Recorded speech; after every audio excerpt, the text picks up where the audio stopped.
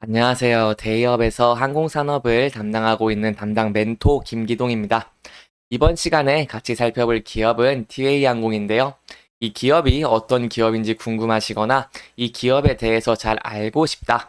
혹은 매매 전략을 짜면서 어떤 시나리오를 세우면 좋을지 이런 부분들에 대해서 제가 자세하게 설명해 드릴 테니까요.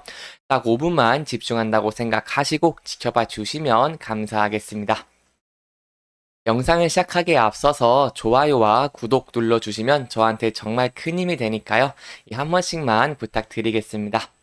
그리고 제가 이 주가에 대해서 설명을 할 때, 차트를 설명을 할 때, 이 권유라고 받아들이지 마시고, 제 개인적인 생각이기 때문에 참고만 해주시면은 정말 감사하겠습니다. 이번 시간에는 이 TA항공의 주가의 흐름이 어떤지에 대해서 간단하게 알아보도록 하고요.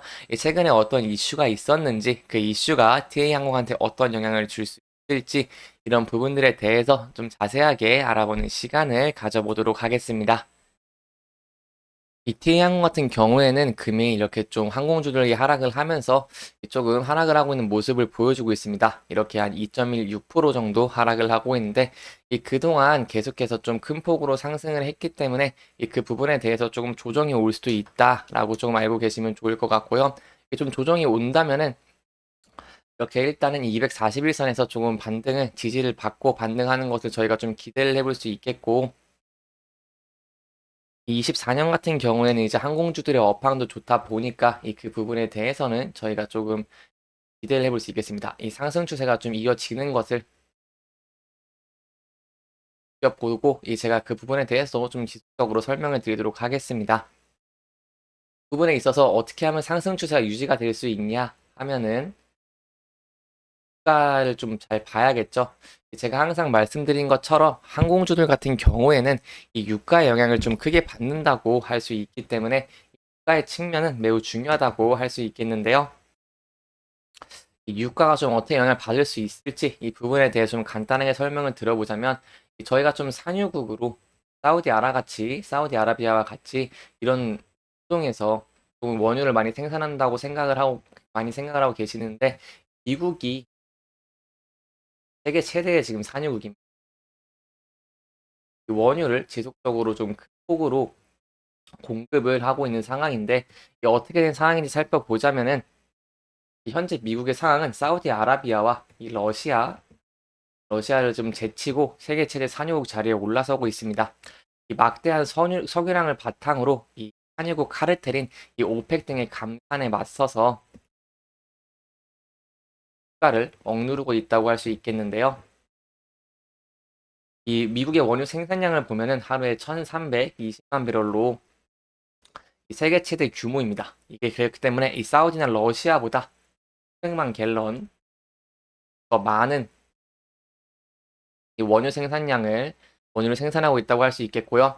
이 대조적으로 본다면은 기준점을 본다면 이 화석 연료로 이 개발이 좀 적극적이었던 트럼프 행정부 때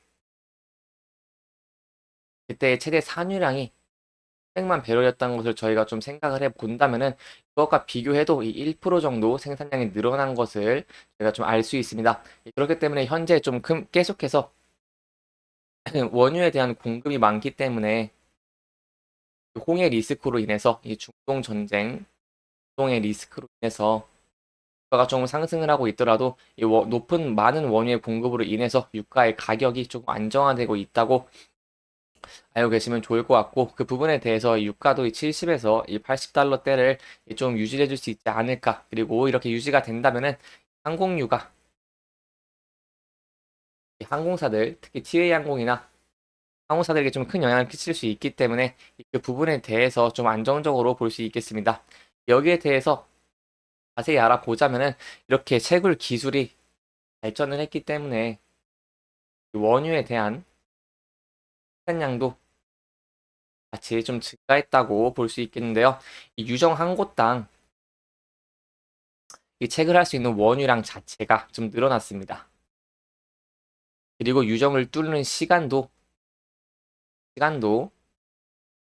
기술의 개발로 좀 단축이 됐기 때문에 계속해서 이 원유에 대한 생산량이 증가가 되고 있는데요. 그렇기 때문에 석유 회사들은 이 유정을 더 깊게 파고 있고 유정에서 정보가 더 많은 이 원유를 좀 생산을 하고 있다고 할 수 있겠습니다. 계속해서 이 원유의 생산량이 증가가 되다 보니까 유가의 가격을 끌어내리고 있다고 할 수 있겠는데요. 이 오펙과 러시아 등 이 비산유국 협의체인 오펙 플러스는 석유 생산량을 줄여가지고 원래 줄이려고 합니다. 계속 생산량을 줄여서 유가의 가격을 좀 높이려고 하고 있지만 예, 산유량의 증가로 인해서 오히려 유가가 계속 좀 하락을 하고 있는 모습을 보여주고 있습니다. 지난해 11월에 이 오펙 플러스의 감산 규모를 하루에 100만 배럴로 좀 확대를 한 후에도 한 달 동안 국제 유가는 5%를 하락을 했고 현재도 생산량이 많기 때문에 그 부분에 대해서 유가가 좀 안정화가 되고 있는 모습을 보여주고 있습니다. 그러면 왜 이렇게 유가를 계속 미국에서는 우리의 생산량을 증가를 시키고 있냐? 그게 좀 대선이랑도 좀 생각을 해볼 수 있겠죠. 유가가 하락을 하면은 운송비나 식량 가격 등 다른 물가도 좀 연쇄적으로 하락을 하기 있기 때문에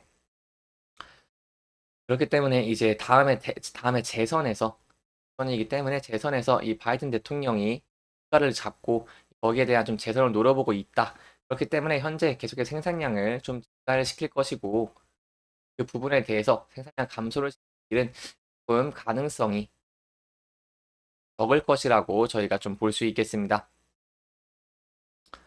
원래는 바이든 경우에는 이 미국 대통령은 이 집권 초에는 화석연료의 이 사용이나 개발 등을 좀 엄격하게 좀 제한하겠다고 했는데요. 이 러시아랑 우크라이나 침공 이후 이렇게 국제 유가가 좀 급등을 하면서 같은 기조에서 좀 물러나고 계속해서 좀 이 원유의 생산량을 증가시키고 있는 모습으로 보이고 있기 때문에 같은 기조는 좀 크게 변하지 않겠나라고 저희 기대를 해볼 수 있겠고 그 부분에 대해서 좀 항공주들도 조금 수혜를 볼 수 있다고 할 수 있겠습니다.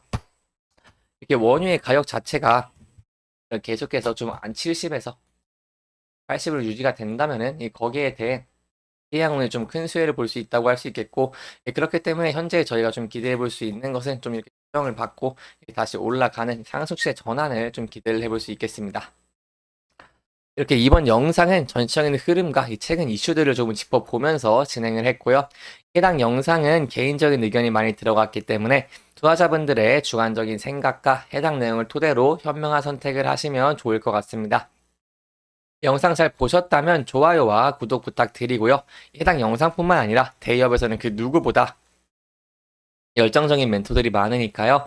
부디 타 종목의 영상도 시청해 주시길 바라며 오늘 영상 마무리하도록 하겠습니다. 끝까지 시청해 주셔서 감사합니다.